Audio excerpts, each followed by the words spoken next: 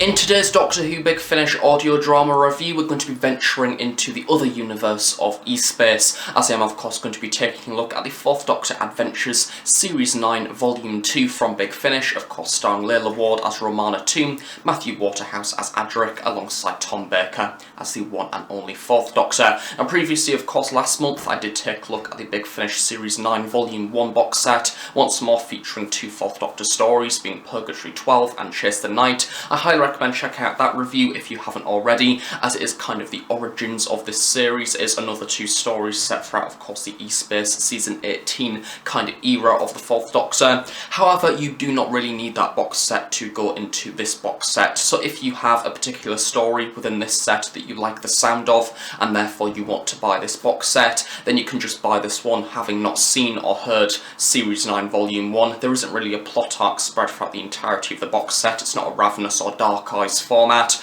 All you really need to go into this box set knowing is that it is set within Season 18 with the Season 18 TARDIS team, and the TARDIS team is currently stuck in E-Space and they try to find a route out of E-Space back into N-Space, also known as normal space. However, of course, if you are a Big Finish 4th Doctor fan, I recommend checking out that previous review to kind of hear about two other further 4th Doctor adventures. So in today's review we are of course going to be taking a look at a further two 2-hour stories. First episode is The Planet of Witches, as written by Alan Barnes, and the second episode is The Quest for the Engineer, as written by Andrew Smith. Once again, we do have the regular cast returning, along with the, I do believe, regular production team for the 4th Doctor, being Nicholas Briggs as the director. The music has been rather brilliantly created by Jamie Robertson, the producer is David Richardson, the script editor is John Dorney, the sound design is also Jamie Robertson, and as per usual, the executive producers are Nicholas Briggs and Jason Haig-Ellery. This box set does of course come accompanied with some rather gorgeous looking cover art for the overall box set itself,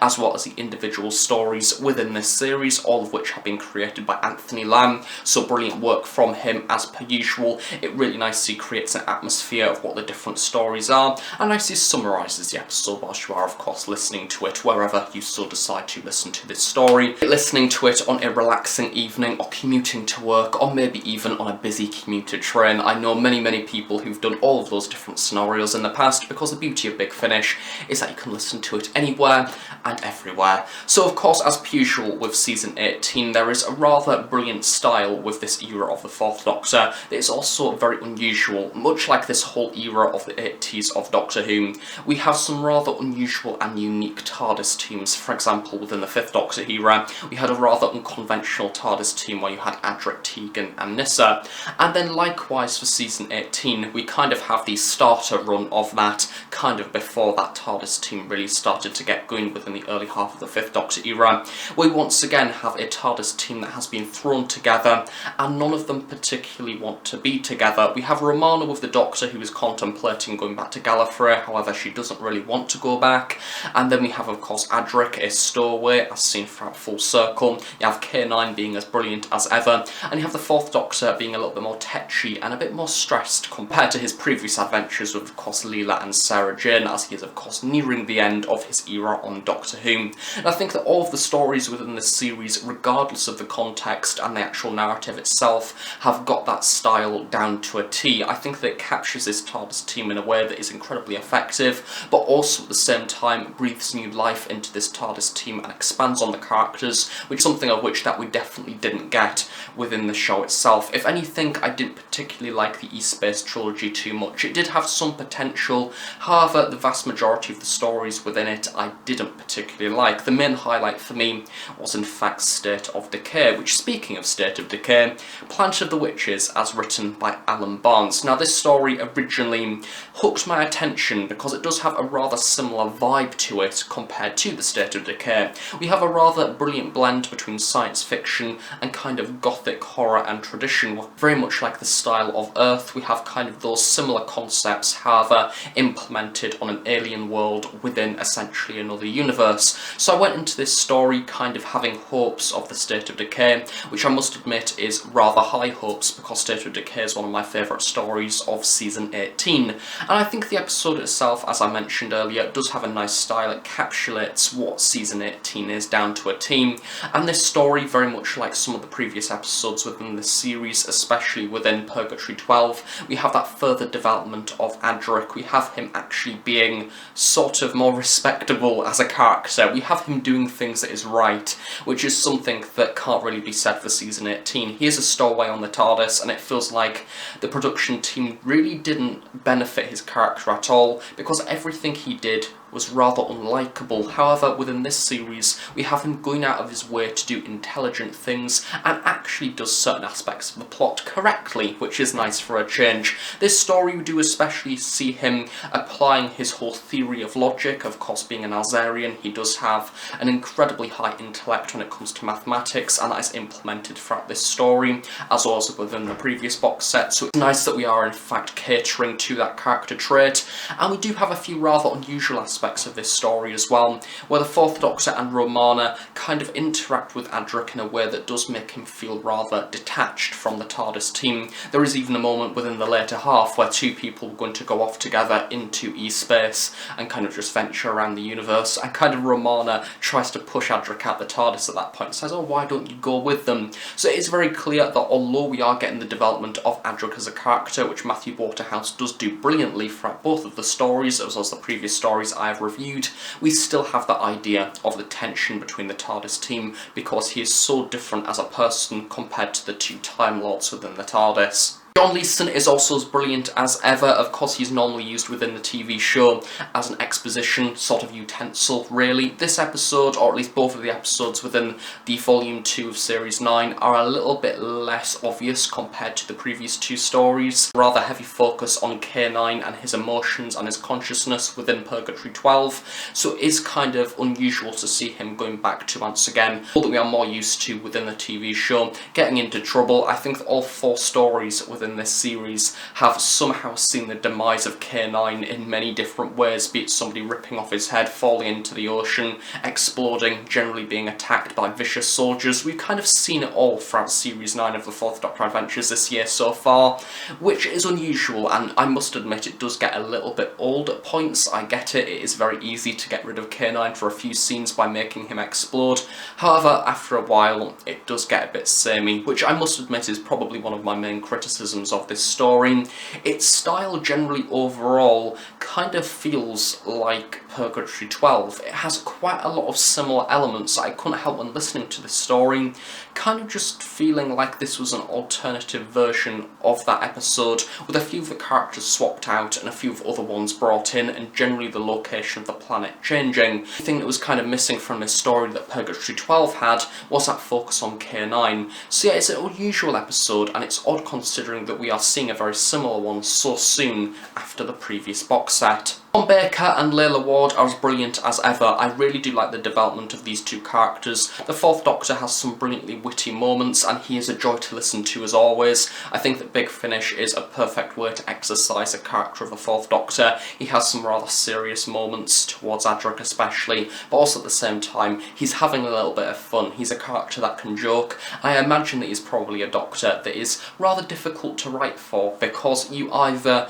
edge towards him being a little bit too comedic and almost becoming a caricature of himself, and then you kind of make him either a bit too funny or a bit too serious. It's striking that balance in between, and because you have Tom Baker performing it, I think that sometimes he might tweak the script to make it suit his Doctor a little bit more, because it is so evident that he knows his Doctor inside out. Likewise for Layla Ward, I think that she equally knows her character very well, and it would be nice to maybe see Layla doing a few more things that kind of make her feel a bit more of a stronger character, because in my head I still see Layla Ward as Romana from the Gallifrey series, being powerful, a leader, and I'm not really seeing that within the Fourth Doctor Adventures. I see it on occasion, however not too much, which it would be nice in the later series to maybe see that coming in, to see Romana being a bit more independent and out there, and edging towards that self that we are going to see, of course, in Warriors Gate and beyond, when she does inevitably leave the TARDIS. Overall, for the Planet of the Witches, it's an okay story, nothing particularly too special. I like the witch characters, it's a great way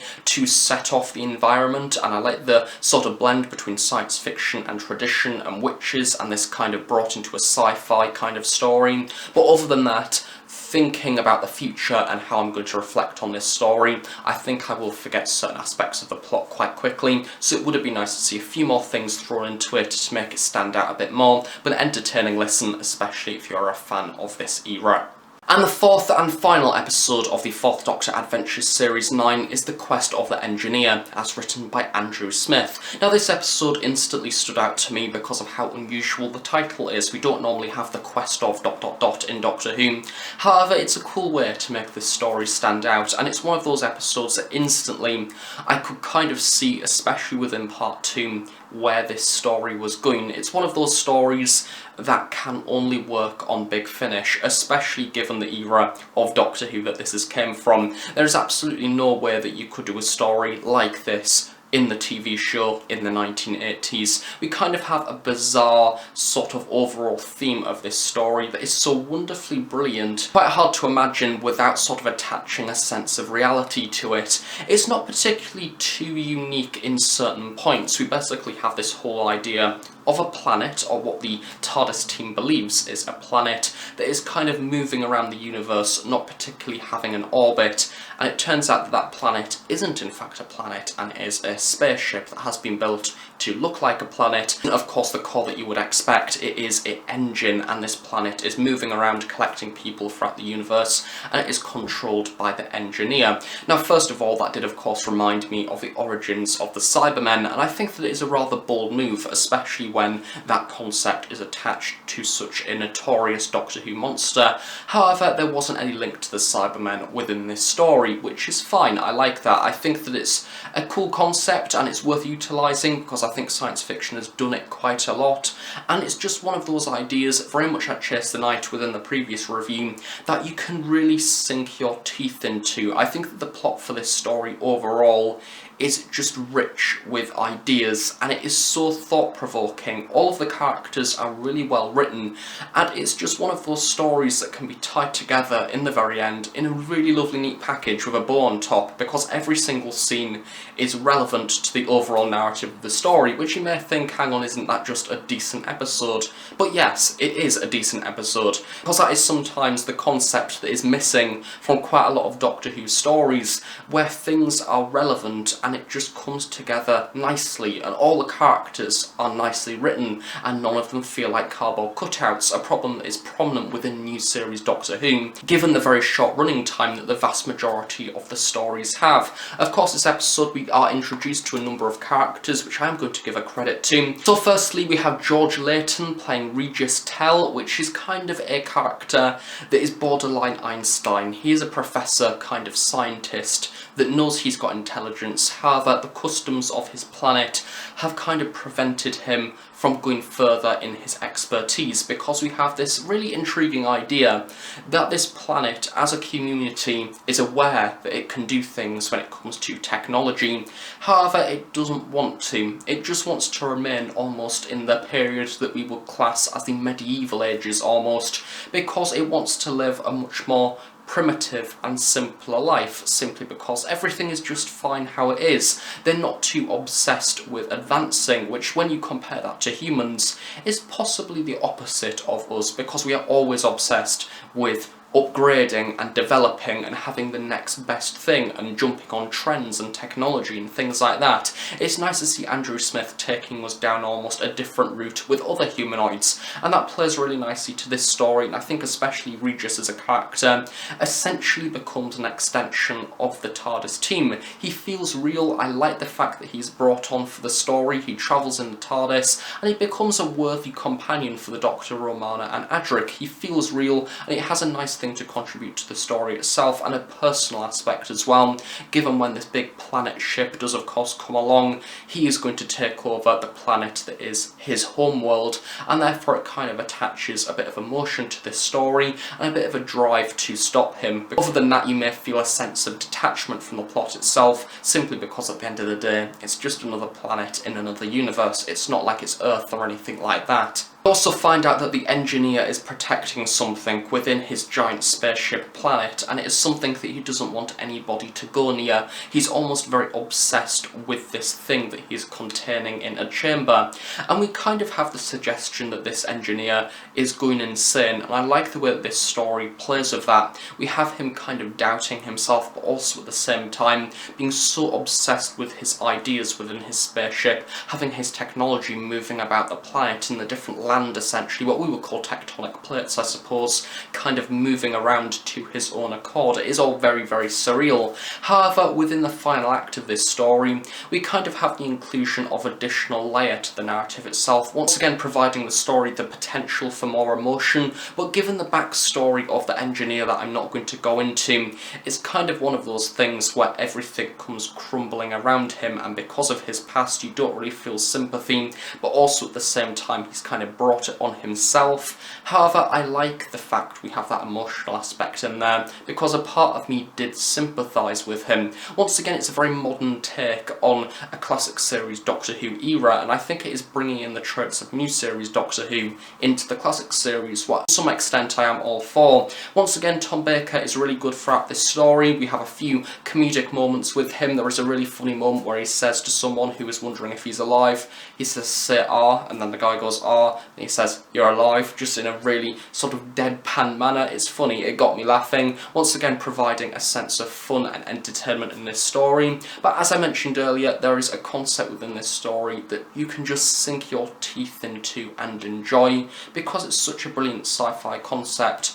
that, once more, won't be leaving my head anytime soon because of how unique it is. It stands out, which is something that I can't really say for Purgatory 12 alongside The Planet of Witches. So yeah, overall, I like this story a lot, and a compliment that I can stretch across both this story and the previous one within this review is that they involve the e-space concept that this era is known for and directly apply it to the plot itself. The TARDIS team is of course looking for the CVE, which I can't remember what that anagram stands for. It's something scientific that I can't be asked remembering. However, what I do know is it is the equivalent of door out of e-space into n-space, and what I love about both stories is that the sort of monster, I suppose, or the villain within the first story is looking for that, and likewise for this story as well. We have the idea of the engineer looking for a way to get into this alternate universe, which has an understanding in the technology that he wants in order to do something. At this point within the story is beyond the capabilities of e-space as a whole, so I really do like the way that it directly involves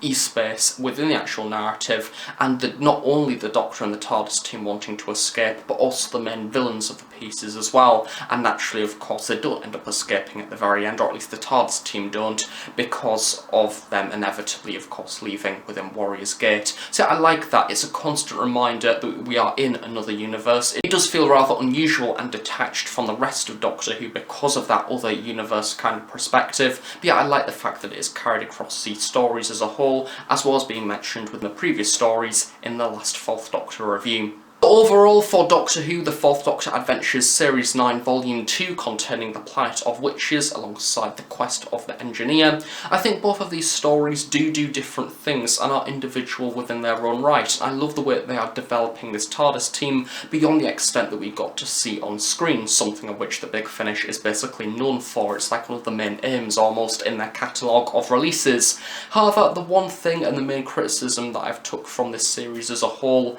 is that I think Big Finish need to be careful about the ideas that they use, especially given that this series has been split across 2 box sets, and usually of course it would normally be split across 8 singular CD releases. They need to be careful that they aren't just using the same ideas again and again, especially within the same series, as I did kind of feel like Purgatory 12 and The Planet of Witches just utilised the same concepts really, however introduced a few individual styles to them. Naturally they weren't identical, but they did feel a little bit samey. It kind of didn't make me feel too involved within the narrative itself, but I imagine if you are a fan of the 4th Doctor era, and more importantly if you are a fan of Season 18 and this TARDIS team, want some development of Adric as a character as well, then these 2 releases are definitely for you. I suppose if you want to just pick one of them, go onto the Big Finish website, check out the story details and see which one best suits you. However, if you just want to listen to one of the stories, of course I do also supply individual downloads of the individual stories on the Big Finish website. I do believe around £10 each. However, if you want the stories physically, then you do of course need to purchase the 2 box sets. And that does of course bring to an end another Doctor Who Big Finish audio drama review. I hope you have enjoyed it. If you have any questions about this box set, then please do feel free to leave them in the comment section below, and I'll respond to them hopefully at some point in the near future. I do of course stay tuned on the Host Productions for brand new Doctor Who content each and every week, containing the actual TV show, Series 12 as well, and the 13th Doctor Adventures, along with of course more Big Finish books, action figures, merchandise, and all of the stuff that I do, of course, cover on this channel. So thanks once again for watching. I shall see you all next time. Bye for now.